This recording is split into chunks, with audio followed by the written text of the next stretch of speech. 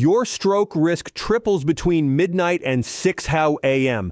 Not because of genetics, not because of age, because of one specific habit that 92% of Americans over 60 do without realizing it's silently damaging their brain. I'm about to reveal what it is, and the solution is so simple, you'll be angry nobody told you sooner. Stay with me until the end, because the number one preventive measure I'll reveal today has been shown in recent studies to reduce stroke risk by up to 68%. That's the difference between independence and a wheelchair, between clear speech and struggling to say your own name. I'm Biblio Diet, physician specialized in senior health with over 15 years of dedicated clinical experience. I've worked with thousands of men and women over 60 who came to me terrified after a min-stroke, confused about why it happened when they thought they were doing everything right. What I'm about to share goes against what many doctors casually dismiss as normal aging. But I've seen it with my own eyes, patient after patient, and I refuse to stay silent any longer. Here's what's happening inside your body right now while you sleep. After 60, your body produces 43% less of a critical compound called nitric oxide. This compound keeps your blood vessels flexible and your blood flowing smoothly. Without it, your arteries become stiff, your blood thickens. And during those critical hours between midnight and 6 a.m., when your blood pressure naturally drops, that thick blood struggles to reach your brain. But here's the kicker. There's one habit that makes this 10 times worse, and you're probably doing it right now without realizing it. According to research published in the Journal of the American Medical Association, this single habit increases stroke risk by 312% in adults over 65. 312%. That's not a typo. The medical community has known about this for decades. Yet most primary care doctors spend exactly 4 minutes discussing stroke prevention with seniors. 4 minutes. Meanwhile, every 40 seconds, someone in America has a stroke. 75% of those strokes happen in people over 65. And here's what terrifies me most.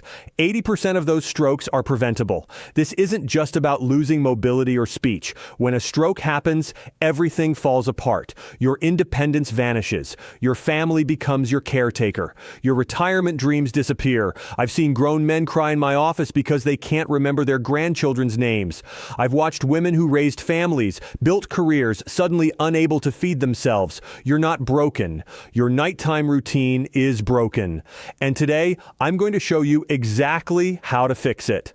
Now, I'm going to count down 7 nighttime habits ranked from most dangerous to least dangerous. Each one has the power to damage your brain while you sleep. But I'll also show you the exact solution for each one, because knowledge without action is just information, and you deserve better than that. Mistake number 7, sleeping flat on your back without elevation. Here's what most people don't understand. When you lie completely flat, your blood pressure drops even further during deep sleep. For someone over 60 with already compromised circulation, this creates what we call cerebral hypoparusion. That's a fancy term for your brain not getting enough blood.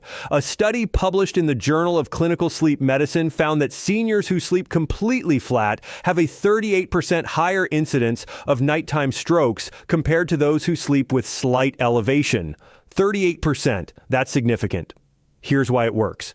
When your head and upper body are elevated just slightly, about 4 to 6 in, gravity helps maintain consistent blood flow to your brain. Your heart doesn't have to work as hard. Your blood vessels don't constrict as dramatically. Now, here's something most people miss. Don't just pile up regular pillows. That creates neck strain and can actually restrict blood flow through the carotid arteries. Instead, use a wedge pillow specifically designed for elevation or place risers under the head of your bed frame. The elevation should be gradual, not sharp. I remember Barbara, a 74-year-old retired teacher from Seattle. She came to my office after experiencing what's called a transient ischemic attack, a min-stroke. She woke up one morning unable to move her left arm for about 10 minutes. Terrifying. She was sleeping completely flat on a firm mattress. Thinking it was better for her back, I suggested a simple change. Elevate the head of her bed by 5 and using bed risers. Nothing expensive, nothing complicated. 3 weeks later, she called called my office. Her morning headaches had disappeared. Her dizziness when standing up was gone. She felt more alert during the day. She told me, "Doctor, I didn't realize how poorly I was sleeping until I started sleeping better. My husband says I don't snore anymore either. This wasn't a miracle. This was physics, gravity working with her body instead of against it, and you can experience exactly the same thing." But that's not all. Let's move to something even more dangerous. Mistake number 6, dehydration before bed. Here's the truth that nobody talks about. Your blood is 78% water. When you're dehydrated, your blood literally thickens. Thicker blood moves slower. Slower blood clots easier. And during sleep, when you're not drinking anything for 6 to 8 hours, that dehydration gets worse. Research published in BMC Cardiovascular Disorders found that even mild dehydration increases blood viscosity by up to 24%. That means your heart has to work 24% harder to pump blood through your body to your brain. After 60, your body loses its ability to signal thirst effectively. You can be significantly dehydrated without feeling thirsty.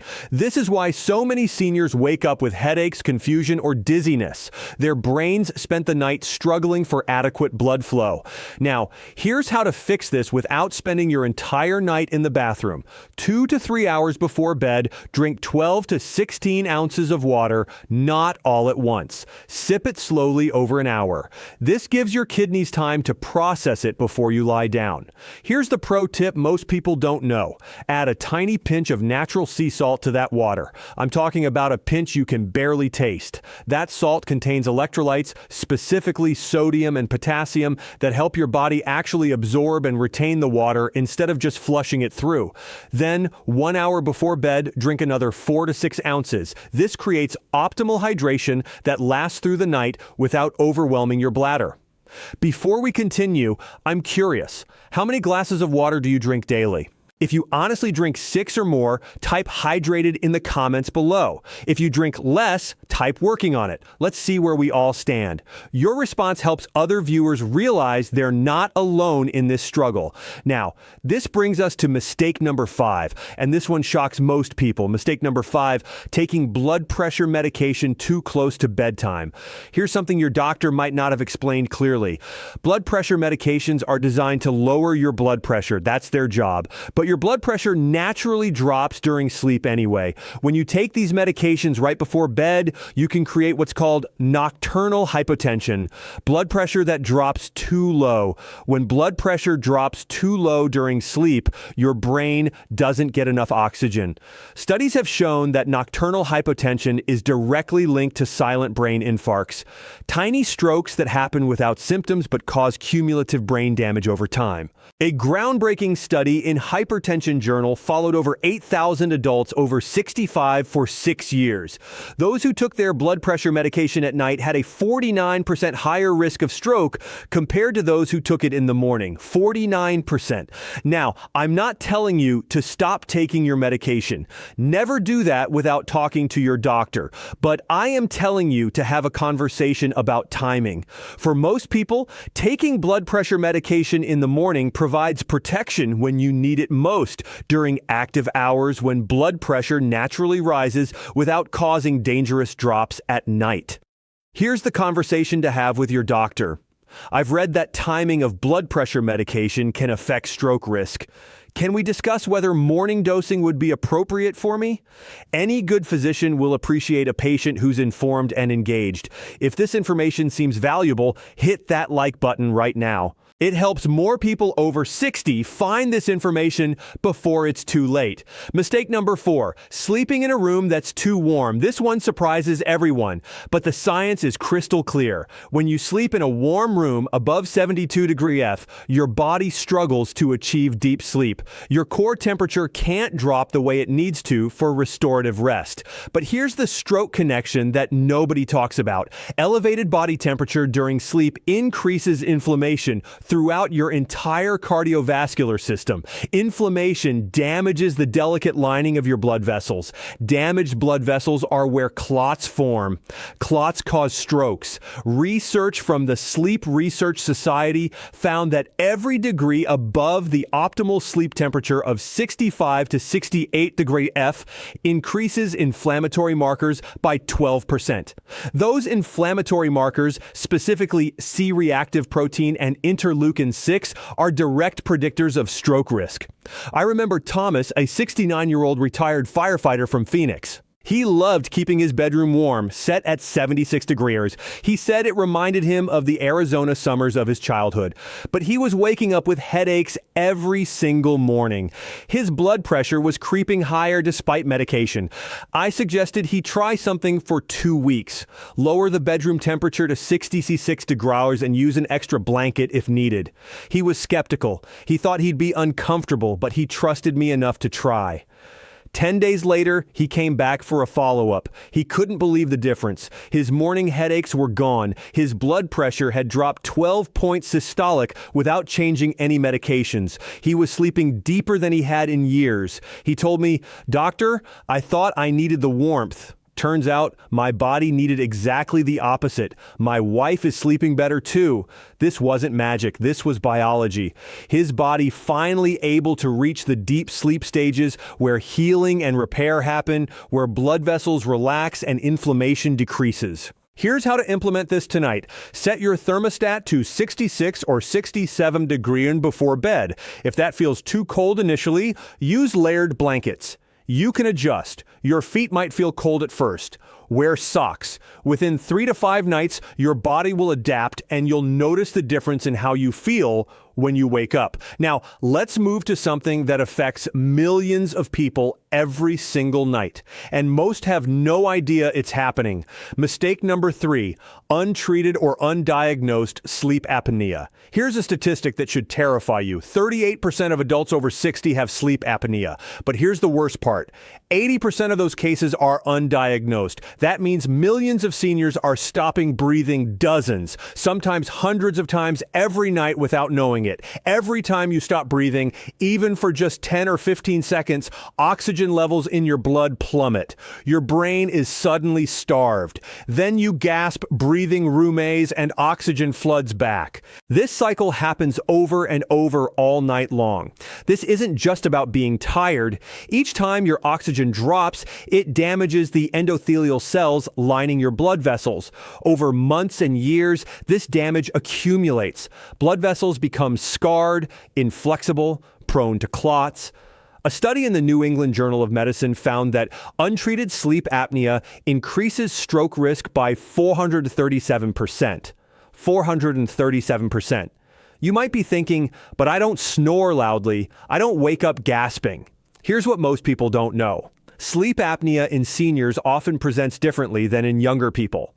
Instead of loud snoring, you might just have frequent waking, morning headaches, daytime fatigue, or waking up to urinate multiple times per night.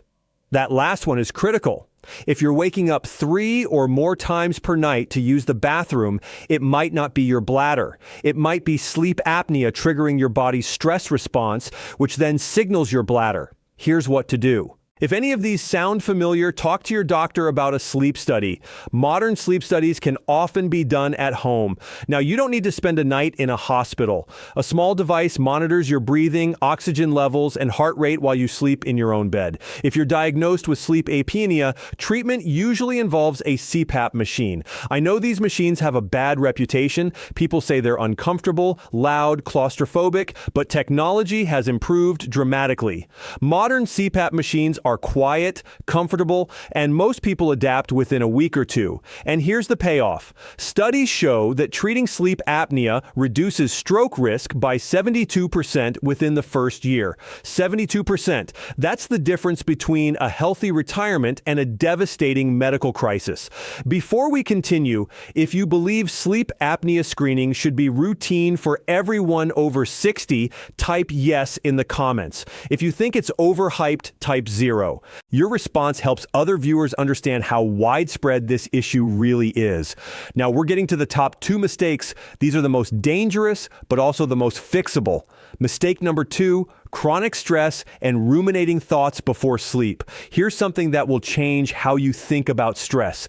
Stress doesn't just make you feel anxious, it physically changes your blood. When you're stressed, especially chronically stressed, your body releases cortisol and adrenaline. These hormones tell your liver to release glucose and your blood to thicken, preparing for an emergency that never comes. Night after night of going to bed with your mind racing, worrying about finances, health, family problems. This creates a state of constant inflammation. Your blood vessels constrict, your blood pressure stays elevated even during sleep. Your blood becomes more prone to clotting. A 10-year study published in Stroke Journal followed over 12,000 adults over 60. Those who reported high stress levels and poor sleep quality had a 219% increased stroke risk compared to those who managed stress effectively. 219%. This isn't just in your head. This is measurable physical damage happening while you lie awake worrying. I remember Linda, a 71-year-old retired accountant from Boston. She came to my office for a routine checkup, but I noticed something concerning. Her blood pressure was elevated only in the evening readings she tracked at home. During the day, it was normal. That's backwards from what we usually see. When I asked about her nighttime routine, everything became clear. Every night she'd lie in bed mentally reviewing her adult children's problems, money troubles, relationship issues, health concerns. She was carrying the weight of everyone's lives into her sleep. I suggested a simple protocol. 30 minutes before bed, she would write down every worry in a dedicated notebook. Then she'd close the notebook and leave it in another room, physically separating herself from those thoughts. Then, 10 minutes of slow breathing, 4 seconds in, hold for 4, 6 seconds out. Simple, repeatable. She was skeptical. She told me, "Doctor, my problems don't disappear just because I write them down." I said, "You're right, but your brain needs to know there's a time to solve problems and a time to rest. Right now, it thinks every moment is problem-solving time." 5 weeks later, she came back. She had tears in her eyes. Her evening blood pressure readings had dropped 17 points. She was falling asleep within 15 minutes instead of lying awake for hours. She felt calmer during the day, too. She told me, "Doctor, I didn't realize how much tension I was carrying into my sleep. It's like I've been holding my breath for years and finally learned how to exhale." This wasn't therapy. This was physiology. Her nervous system finally able to shift from fight or flight mode into rest and repair mode the way it's supposed to work. Here's your action plan for this. Starting tonight, 30 minutes before bed, write down everything worrying you. Every single thing. Then close that notebook and place it somewhere out of sight. Your bedroom is for rest, not problem solving. Then practice this breathing pattern for just 5 minutes. Breathe in through your nose for 4 seconds. Hold for 4 seconds. Breathe out through your mouth for 6 seconds. That extended exhale activates your parasympathetic nervous system, the rest and digest system that lowers heart rate and blood pressure. Do this every single night. Within a week, you'll notice the difference. Within 2 weeks, your body will start anticipating this routine and begin relaxing automatically. Now, here's the #1 nighttime habit that's raising stroke risk in millions of Americans over 60. And this one is so common, so accepted that you probably don't even think twice about it. Mistake number 1, eating a large meal or snacking within 3 hours of bedtime. Here's what happens when you eat close to bedtime. Your body has to divert enormous resources to digestion. Blood flow shifts away from your brain and toward your digestive system. Your heart rate increases, your blood pressure rises, all of this while you're trying to sleep. But here's the stroke connection that nobody explains. When you lie down with a full stomach, you're more likely to experience acid reflux. That acid irritation triggers vagus nerve stimulation, which can cause irregular heartbeats, specifically atrial fibrillation. Atrial fibrillation increases stroke risk by 500%. 500%. Even without reflux, late-night eating spikes your blood sugar. High blood sugar damages blood vessels and increases inflammation. A study in the Journal of Clinical Endocrinology found that eating within 2 hours of bedtime increases overnight blood glucose levels by an average of 43% compared to eating 4 hours before bed. That glucose spike triggers insulin release, which then causes reactive hypoglycemia, low blood sugar in the middle of the night. Low blood sugar disrupts sleep and causes your body to release stress hormones, which increase blood pressure and clotting factors. It's a cascade, one habit triggering a chain reaction of problems that culminate in dramatically increased stroke risk. I remember James, a 76-year-old retired postal worker from Denver. He came to my office after experiencing too many strokes within 4 months. He couldn't understand why. He was taking his medications. His daytime blood pressure was controlled. He exercised 3 times a week. When I asked about his eating schedule, the pattern became obvious. James would eat dinner around 5:30, which was fine. But then around 9:30 or 10 every night, he'd have a large snack, usually ice cream or cheese and crackers, while watching television. He'd go to bed around 11 to. His body was spending the entire night trying to process that food instead of resting and repairing. I suggested he try something for 30 days. Stop all eating by 7 p.m. Nothing after 7 except water or herbal tea. He could eat the same foods, the same amounts, just earlier in the evening. He was resistant. He told me that nighttime snack was his reward for getting through the day, his moment of peace. I understood, but I asked him to try it anyway. 6 weeks later, he came back for follow-up.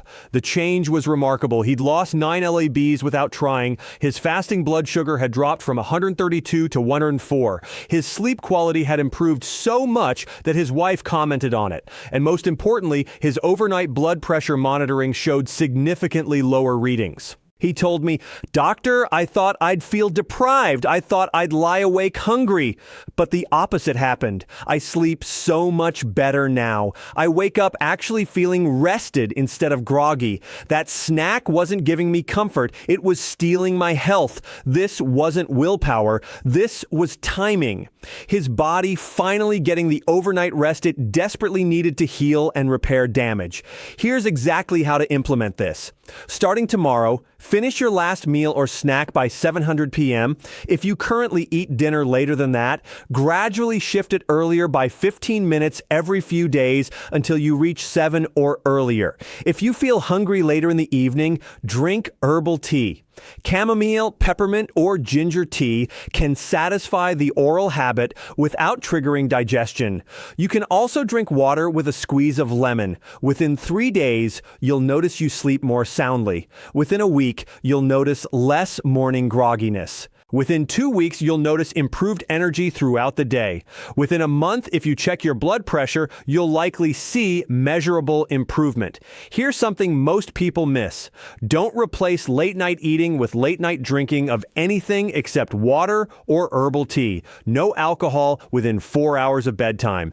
Alcohol might make you feel sleepy initially, but it disrupts deep sleep and increases blood pressure throughout the night. If you're finding this helpful, please hit like and subscribe so you won't miss the simple tips we share every week. And more importantly, share this video. Think about your parents, your friends, your neighbors. A simple share could start a conversation that genuinely saves a life. Now, I want to hear from you. Have you been making any of these mistakes without realizing it? Share your experience in the comments. I read every single one. Now, let me tell you exactly how to implement everything we've discussed, because information without action is just noise. Starting tomorrow night, here's your new routine. 6 p.m., finish your last meal. Nothing but water or herbal tea after this time. 8:30 p.m., write down all your worries in a dedicated notebook. Close it.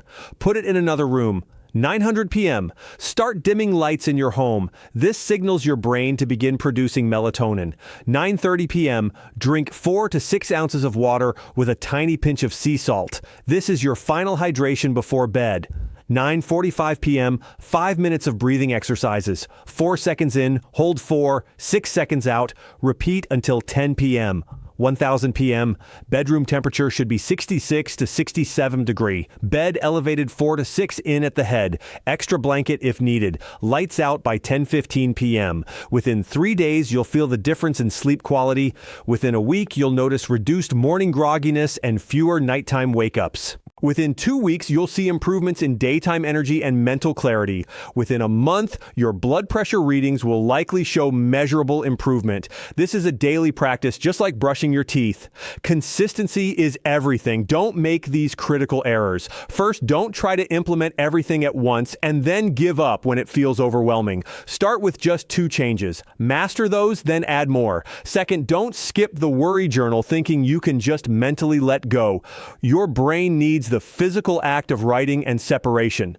Third, don't assume you'll remember to do these things. Set alarms on your phone as reminders until the routine becomes automatic.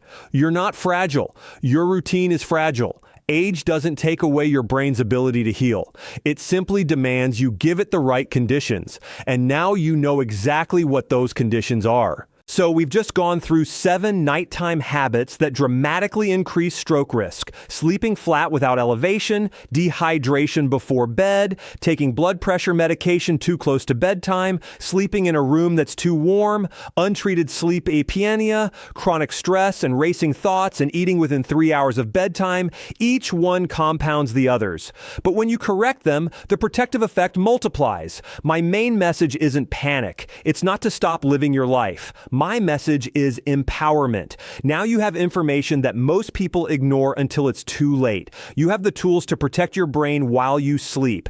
Here's my challenge to you. Commit to these changes for 30 days, just 30 days. Track how you feel. Notice the changes in your energy, your clarity, your overall sense of well-being. Your brain will thank you. Your independence will thank you. Your family will thank you. And remember what I told you about James from Denver? He thought that nighttime snack was giving him comfort, but it was stealing his health.